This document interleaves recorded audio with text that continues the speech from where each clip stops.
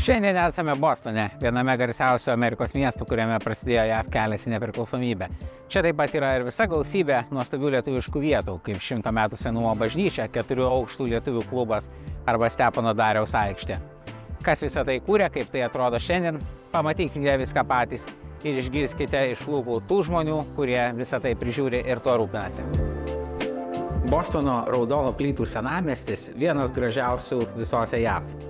Be to, būtent ten prasidėjo Jungtinių Amerikos valstijų istorija, protestai prieš Britaniją, tai ten visada pilna turistų. Apvaikščiojęs tą Bostono senamiestį, nuvykau į jo veidrodinį atspindį anapus geležinkelio. Tai Pietų Bostonas arba South Boston ir tai buvo lietuvių rajonas, vienas didžiausių tokių Amerikoje. Atstumas nuo vakarinės jo pusės iki rytinės 3 kilometrai ir daugiau, tai praktiškai beveik valandą galėjai nuo vieno lietuvių rajono galo iki kito. O to rajono širdis Švento Petro lietuvių bažnyčia. Ji statyta dar 1901 metais, daugiau kaip prieš 100 metų, ir veikia iki šiol. Buvo tikrai labai svarbu man ten apsilankyti, papasakoti apie visą lietuvišką paveldą, kurį mes sužymėjom Tikslas Amerika LT žemėlapį ir kartu susitikti su Bostono lietuviais, išgirs daug apie to unikalaus Bostono lietuvių rajono istorijas. Kas man smagiausia, kad ta bažnyčia su lietuviškais vitražais, su lietuviškais užrašais vis dar veikia iki šiol ir ten mes dalyvavome lietuviškose mišiose. O viso to galėjo ir nebūti. 2004 dar metais Bostono arkivyskupija masiškai uždarinėjo lietuvių bažnyčias, ketino uždaryti ir šitą. Kai paskelbė, kad norėjo uždaryti mūsų parapiją, mes taip pat susibūrėm, susiorganizavom kovoti prieš tą uždarimą. Didelį mitingą turėjom, surinkom virš 100 000 lėšų kovoti, žinodami, kad reikės gal pasamdyti advokatą, kad kažką reikės daryti prieš tai. O kai pradėjom jau kovoti, tai tipiškai daug laiškų rašėm, telefonai skambinom į kardinolo rezidenciją, demonstravom prie kardinolo rezidenciją, demonstravom prie savo bažnyčios, pastatėm lyg tai kryžių kalnelį mūsų prieš bažnyčią. Skambinom, kalbėjom su spauda, kalbėjom su televizijos stotim. Mes visus metus kovojom visokiais būdais ir tada staigiai po metų, maždaug birželio mėnesį, staigiai viskas nutilo, aprimo ir jau nebekalbėjo apie uždarimą, paliko mus taip, kaip buvom ir dabar 19 metų vėliau dar stovim, vis bando sujungti mus su kitom parapijom, nebegrasina uždaryti, gal nori sujungti ir gal nebebūtų Švento Petro lietuvių parapijos, bet vis tiek liktų Švento Petro bažnyčia, gal parapijos vardas kitoks būtų, nežinau kas bus, bet iki šiol laikomės. Itin svarbi Bostono lietuviška vieta yra Bostono lietuvių piliečių klubas. Smagu buvo, kad jame apsilankėme išties ypatingu metu. Šįkart, pirmą kartą gabalėlį Lietuvos istorijoje, dalyvavome Pasaulio lietuvių jaunimo kongrese.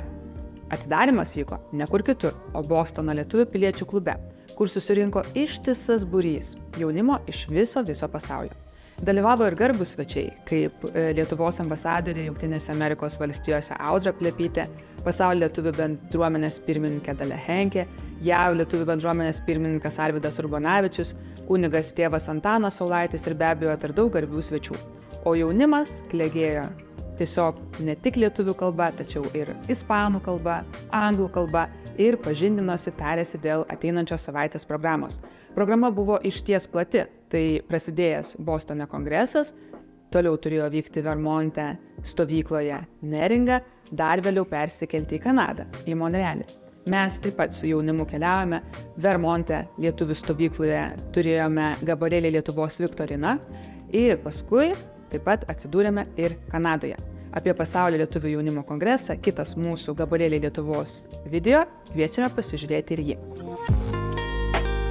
Bostono klubas buvo įrengtas 1899 metais. Po kiek laiko jie įsigijo pastatą, tai man rodos gal buvo 1926 metais. Ir po kiek laiko 1943 metais jie įsitaisė tam pastate, kuriam mes dabar gyvenam, dirbam.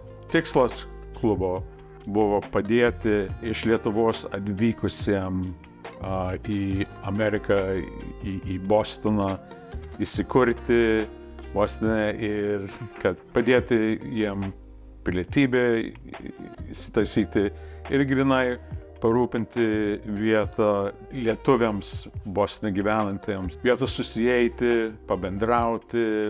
Mes aktyvių narių, tie, kurie susimoka nario mokestį, yra netoli 400. Aš manau, kad buvo bent dvigubai daugiau prieš 30 metų. Bet čia yra žmonės, kurie vis tiek susimoka nario mokestį, nors jie gal nėra buvę klube 10-20 metų. Jiem rūpi, kad tas klubas išsilaikytų, nors jie patys juo nesinaudoja. Aš sakyčiau, kad aktyvūs nariai, kurie dalyvauja, ateina į parengimus arba pasirodymus ir taip toliau, yra gal pusė tie, gal tik tai 200. Nepriklausomybės šventės minėjimai vyksta, gimtadienio progos, baliukai. Žinau, kad jaunimas per Kalėdas visuomet dar susieina Kalėdų naktį. 40 metų tas vyksta, yra beveik kaip tradicija. Lietuvių jaunimas, kuris išvažiavęs į universitetus ar kaip, bet sugrįžta namo Kalėdas švęsti su šeimom, vis tiek sueina tą vakarą, kad tik tai proga susitikti vėl. Kai pirmą kartą lankiausi pietų Bostone dar prieš 5 metus, tai buvau paskyręs nepilną dieną tam rajonui ir supratau, kad to visiškai neužtenka. Labai malonu, kad po mano paskaitos prie Birutė Šležas, šio rajono gyventoja, ir sutikau žmogų, kuris galėjo atsakyti labai daug mane seniai kamavusių klausimų apie įvairias vietas ir kartu papasakot apie daug vietų, apie kurias net nenutuokiau, kad jos buvo. Tai kartu su ją apvažiavom Bostono lietuvių rajoną ir pamačiau jį senojo gyventojo akim. Tai parodė ir kur buvo susivienijimas Lietuvių Amerikoje, ir kur buvo tautiniai namai, tokia lietuvių tautininkų, smetonininkų organizacija, parodė senas tų tautinių namų interjero nuotraukas. Ko tik ten nebuvo, ir Vytauto biustas, ir Smetonas, ir daugybė lietuviškų citatų, ir taip iš medžio viskas taip padaryta lietuviškai, kartu moderniai. Labai gaila, kad tai neišliko, kaip ir daugybė kitų vietų. Buvo ir 3 mokyklos, viena iš tų mokyklų buvo šalia Švento Petro bažnyčios. Dabar ji nugriauta ir ten yra parkingas, kur parapijiečiai stato automobilius. Rajonas aplink bažnyčią perėjo ir šilta, ir šalta. Tai apie Antrą pasaulinį karą valdžia priėmė sprendimą išgriauti daugelį namų, kuriuose gyveno lietuviai, ir ten pastatė vadinamus housing projects, tai tokios vietos, kur apgyvendinami vargšai, bet paskui apsitvarkė viskas, atėjo nauja rekonstrukcija ir per tą naujausią rekonstrukciją netgi vieną gatvę valdžia leido pavadinti lietuviams. Tai klebonas Žukas pasirinko Švento Kazimiero pavadinimą. O šiaip dar daugiau yra lietuvių garbei pavadintų sankryžų, nes Masačusetso valstijoje, kuriai priklauso Bostonas, yra tokia tradicija sankryžas vadinti žuvusių už Jungtines valstijas karių garbei, kurie gyveno tenai. Na, aišku, kadangi Bostono lietuviai pradėjo imigruoti JAV dar 19 amžiuje, tai tuo metu, kai vyko jau Pirmas pasaulinis karas, o ypač Antras, tai jau daugybė jų buvo JAV piliečiai, juos kvietė į JAV armiją ir jie ten žuvo. Ir įdomu, kad viena sankryža pavadinta žmogaus, kuris nežuvo už JAV garbę, ir galbūt net mažai kas iš jūsų žino, kad jis tarnavo Pirmam pasauliniam kare JAV pajėgose.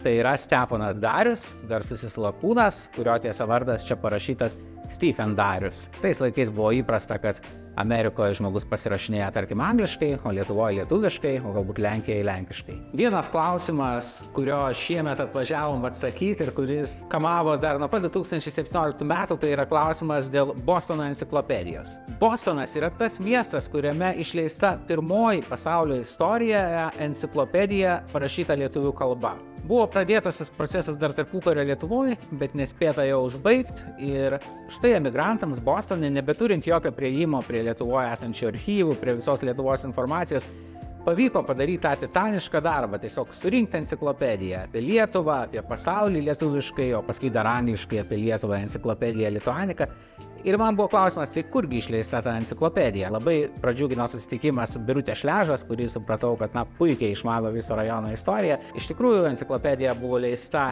ne vienoje vietoje. Pati pirma vieta tai buvo pastatas, jis vadintas Ivaškienės namų, nes jį turėjo tokia lietuvė verslininkė Ivaškienė. Ir ten taip pat buvo ir laikraščio Darbininkas redakcija, visokia lietuviška veikla vyko ir ten išleisti pirmieji Bostono enciklopedijos tomai. Šiaip labai įdomu stovint toj sankryžoj, vienam kampe lietuvių klubas, kitam kampe tas Ivaškienės namas. Ir praktiškai tik šitie du pastatai primena viso rajono istoriją, kadangi visas kita yra perstatyta. Čia mes stovime prie Amerikos lietuvių tautinės sąjungos Bostono skyriaus nuosavų namų, vadinamų tautininkų namų, kuriuos nupirko gale 5-ojo dešimtmečio senosios kartos lietuvis Jonas Kasmauskas ir čia įsteigė tautininkų sąjungos Bostono skyrių. Reikalavo čia daug remontų, atvykę po karo vadinami dipukai, tarp jų ir mano tėvas ir dėdė, ėmėsi to darbo. Gražiausiai išremontavo su tautiniais motyvais, kuriuos suprojektavo dailininkas Viktoras Andriušis, buvęs Lietuvos teatre scenovaizdžių kūrėjas. Čia daug metų vyko įvairių organizacijų veikla, renginiai, aišku, tautininkų, ne lietuanų. Čia šeštadieniais vykdavo kultūriniai subatvakariai, kur atvykdavo iš kitų miestų kultūrininkai, literatai, vykdavo meno parodos, Rūsy buvo skautų būklas. Žodžiu, ir aš čia praleidau nemažai laiko ir malonaus laiko, ir prisiminimai lieka, ir dar gerai, kad ir pats pastatas yra išlikęs. Į tikslasamerika.lt lietuviškų vietų Amerikoje žemėlapį įtraukėme tokias vietas, kurias galima fiziškai aplankyti. Tarkime, lietuvių klubai, lietuvių kapinės, lietuvių bažnyčios, lietuvių vienuolynai ir panašiai.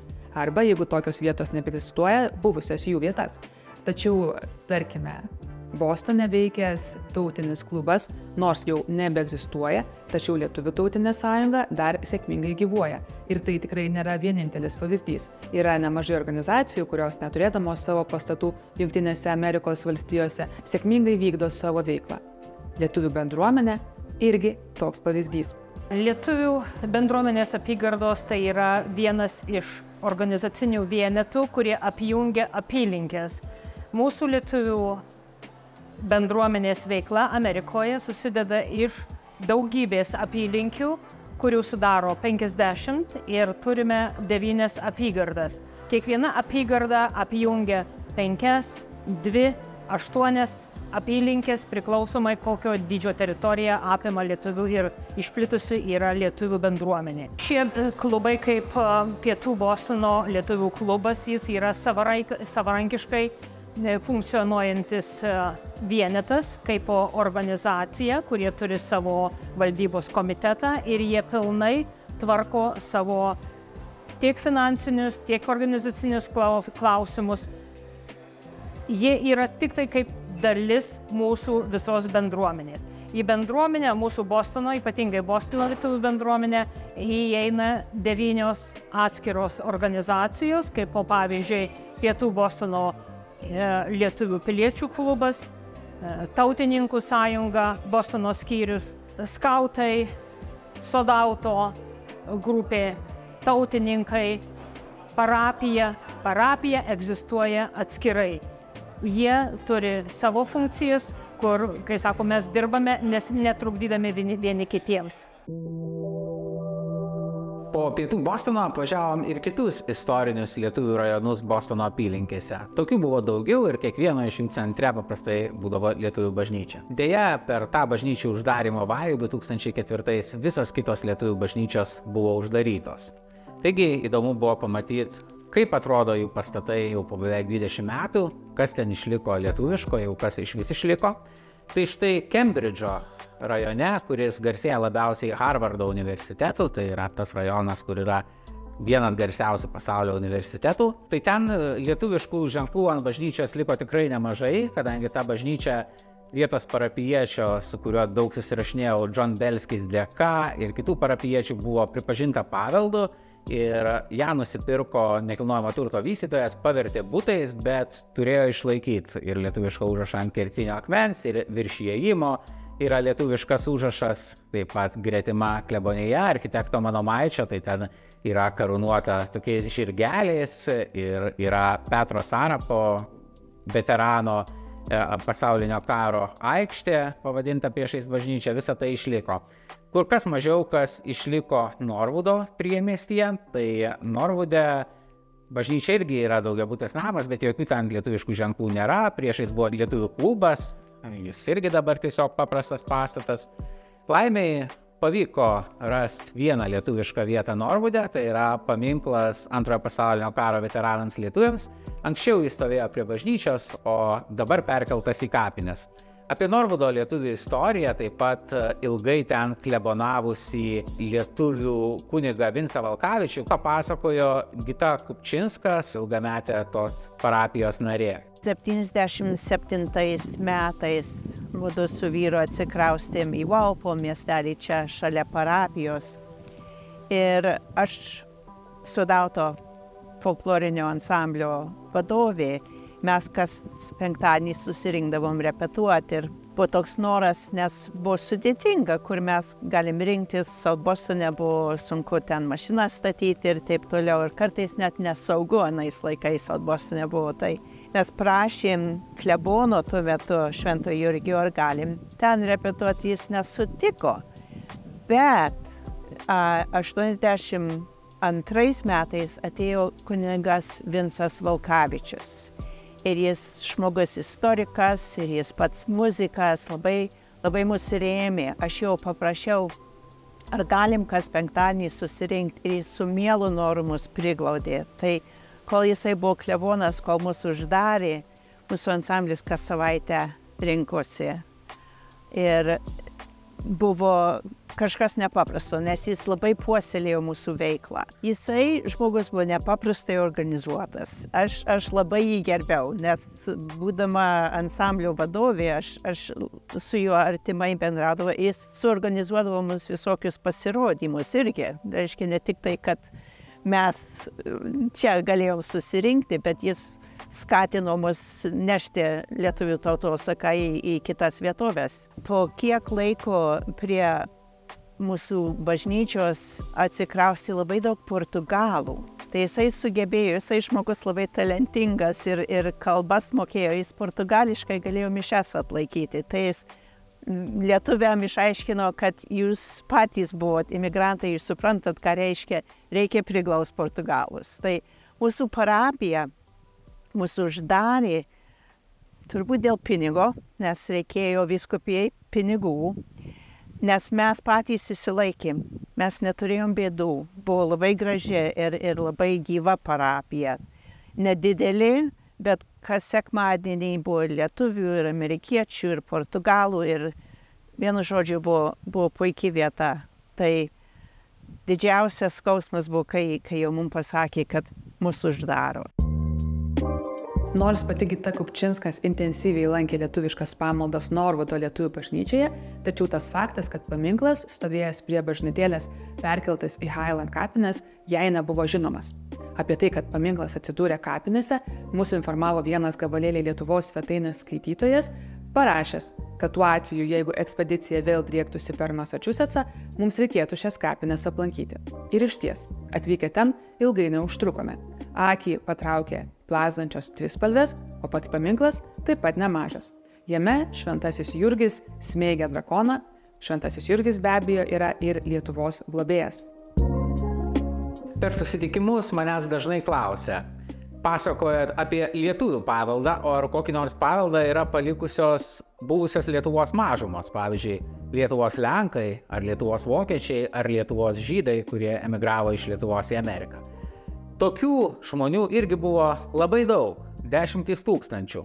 Tačiau, kiek atrandu domėdamasis jų istorijom, dažnai situacija būna tokia, kad emigravę į Ameriką, užuot įsilieję į Amerikos lietuvius, jie įsilieja į platesnes Amerikos lenkų, Amerikos vokiečių, Amerikos žydų bendruomenės ir ten jau nekūrė kažko išskirtinai susijusio su Lietuva. Bostonas čia viena išimčių.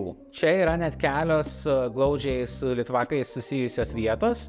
Tai pačiame Bostono centre yra Vilniaus sinagoga, pavadinta Vilniaus garbei, kurią įkūrė žydai imigravę iš Vilniaus. Tiesa, ji nuo jau 1985 metų nebeveikia kaip sinagoga, tačiau buvo išsaugota, dabar ten yra toks kaip kultūrinis centras, būna ir ekskursijų istoriniam temom. Man dar įdomesnė asmeniškai vieta pasirodė Merkinės žydų kapinės Meretz, pagal jidiš kalba Merkinės pavadinimą.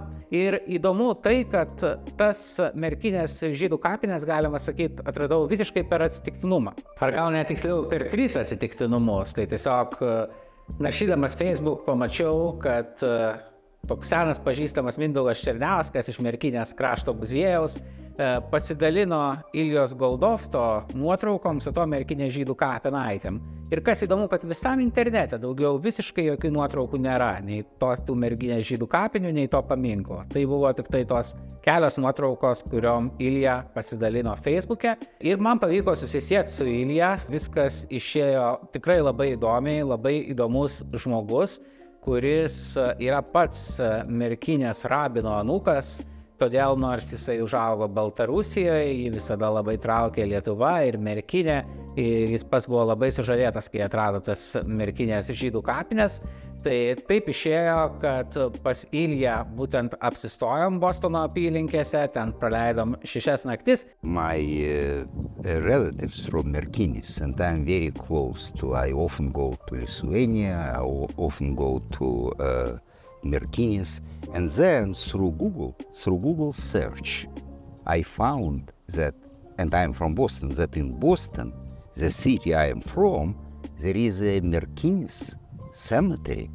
So I drove here and I found the cemetery. I made pictures and then I published this picture on Facebook. We have Merkinės Jewish Facebook, 2 young Lithuanians from Merkinės, they created this group.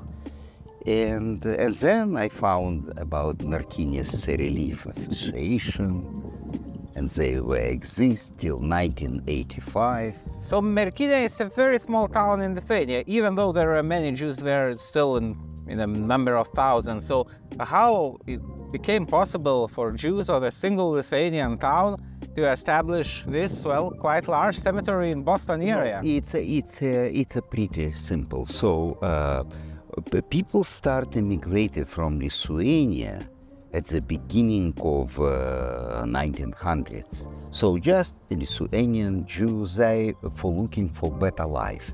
And when some Jews from Merkinės came to Boston, they wrote to their relatives. And their relatives came to Boston as well. So when people starting growing up, then they create financial institutes like Boston Meretz Relief Association to help other people. And then, well, they created a cemetery. In this cemetery, it's not only people originally came from Merkinės.